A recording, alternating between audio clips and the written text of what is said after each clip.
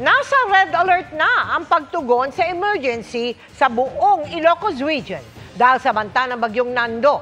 Ang latest doon tinutukan live ni Sandy Salvacio ng GMA Regional TV. Sandy? Mel, sa mga oras na ito ay on standby na ang lahat ng mga rescue at response team ng mga probinsya sa Ilocos Region. Habang maulap pa lang at wala pang ulan, pinagtatabas na ng mga tauhan ng City Hall at barangay ang mga puno sa Barangay 17 Tabug ng Batak City, Ilocos Norte.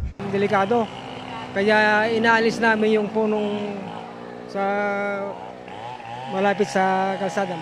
Maganda talaga ito, ma'am, kasi pag may bagyo, kahit malakas ang ulan, walang babagsak na kahoy. Nakaantabay na rin ang emergency vehicle at rescue equipment para sa bawat probinsya at naka-red alert status ang lahat ng Kapitolyo sa buong Ilocos Region. Handa na ring maglikas ng mga nakatira sa mga mabababang lugar at mga baybayin o tabing ilog bago ang pagdating ng bagyong Nando. Especially sa mga areas na susceptible ng flooding, yung rain-induced landslide. Yung mga malalapit sa mga river systems din ay maaring mag-swell, kaya unahan na natin. Pati ipapamahaging relief goods na mga babagyuhin ay nakahanda na.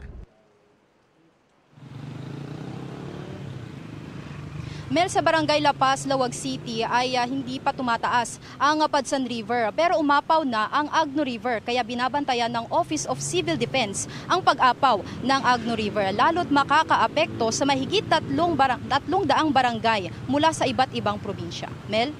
Maraming salamat sa iyo, Sandy Salvacio ng GMA Regional TV.